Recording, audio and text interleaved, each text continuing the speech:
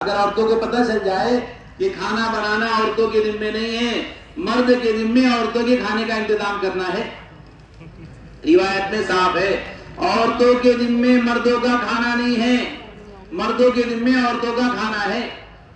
مرد قوام ہے، مرد ذمہ دار ہے کہ مرد عورتوں کے کھانے کا بھی ذمہ دار ہے، اس کے کپڑوں کا بھی ذمہ دار ہے، اس کے گھر کا بھی ذمہ دار ہے، یہ سارے انتظامات مرد کے ذمے ہیں۔ یہاں تک لکھا ہے کتابوں میں کہ عورتوں کے ذمے بچوں کو دودھ پلانا بھی نہیں ہے۔ اگر کوئی ماں یہ منع کرتے میں بچے کو دودھ نہیں پلاتی، مرد کے ذمے دایا کا انتظام کر کے دودھ کا انتظام کرنا مرد کے ذمے ہے۔ یہ سارے کام مردوں سے متعلق ہے جو عورتوں نے قبول کیا ہوا ہے۔ آپ کے احسان مند آپ نے آپ کی ذمہ داریوں کو اوڑھا ہوا ہے۔ عورتوں کو گھروں میں لگا کر، گھروں کے کاموں میں لگا کر مرد فارغ ہو گیا کہ جی گھر کے کام عورتیں کریں گی، باہر کے کام ہم کریں گے۔ گھر کے کام میں سب سے بنیادی کام عورتوں کا دعوت اللہ ہے، اور امت کی مستقبل کی نسل تیار کرنا عورتوں کے ذمے ہے، سب سے بنیادی کام۔ ان کے گودوں میں جو بچے پرورش پا رہے ہیں، وہ بچوں کا جذبہ، بچوں کی فکریں، بچوں کے ارادے عزائم، بچوں کے سوچ، وہ ان گودوں میں بنیں گے جو گودے ماؤں کی ہیں، ان کے فکروں کے جذبات کے اثرات پڑیں گے۔ مولانا الیاس صاحب رحمۃ اللہ علیہ فرمایا کرتے تھے بہت درد کے ساتھ، آئے اب وہ گودے نہ رہی جن گودوں میں ہم نے پرورش پائی ہے، آئے وہ گودے نہ رہی جن گودوں میں ہم نے پرورش پائی ہے۔ مولانا الیاس صاحب، حضرت شیخ زکریا صاحب رحمۃ اللہ علیہ نے فرمایا، لکھا ہے کہ مولانا الیاس صاحب کو اللہ نے جو بڑا بنایا تھا اور ساری کائنات میں عالم بھر میں اللہ نے ان کے ذریعے دین کا کام لیا ہے، اس کی بنیاد میں عورتیں داخل ہیں۔ ابن تیمیہ فرماتے ہیں عورتیں پوری کائنات کی بادشاہ ہے، اس لیے کہ کائنات کی آدھی عورتیں ہیں، آدھے مرد ہیں۔ ان آدھے مردوں کو عورتوں نے جنا ہے۔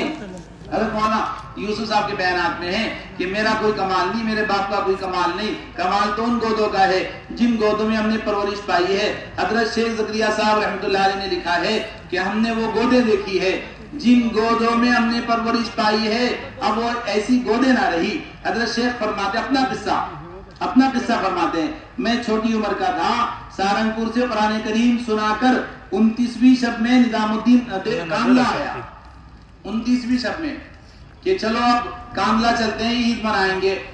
جیسے ہی گھر پہنچے نانی سے ملاقات ہوئی، وہ کہنے لگی زکریا اگر آج چاند نہ ہوا تو آج قرآن سنانا۔ دادی سے ملاقات ہوئی، وہ کہنے لگی زکریا اگر آج چاند نہ ہوا تو آج قرآن سنانا۔ پھوپھی سے ملاقات ہوئی کاملہ میں، کہنے لگے زکریا اگر آج چاند نہ ہوا تو آج قرآن سنانا۔ حضرت شیخ چھوٹے تھے، کہنے لگے بھائی 29 دن قرآن سنا کے آیا ہوں، آج سوچا تھا آرام کریں گے، اور دادی نانی پھوپھی خالہ ماں بیٹی سارے ہی آواز لگا رہے زکریا قرآن سنانا۔ عشاء کی نماز پڑھ کے اللہ کی شان چاند نہیں ہوا، عشاء کی نماز پڑھ کے گھر آئے تو ساری گھر کی مستورات، بڑی بوڑھی چھوٹی سب لوگ سب مستورات سب میں کھڑی۔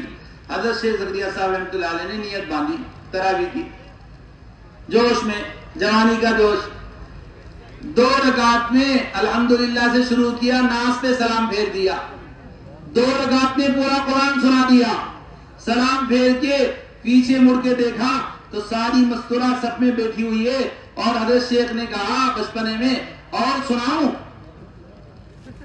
تو پیچھے بوڑھی ماں بیٹی کہنے لگی دادی اماں کہنے لگی زکریا اتنا قرآن تو ہم روزانہ سنتے ہیں، میں تو سوچ رہی تھی آپ میرا زکریا بھی کمال کر کے دکھائے گا۔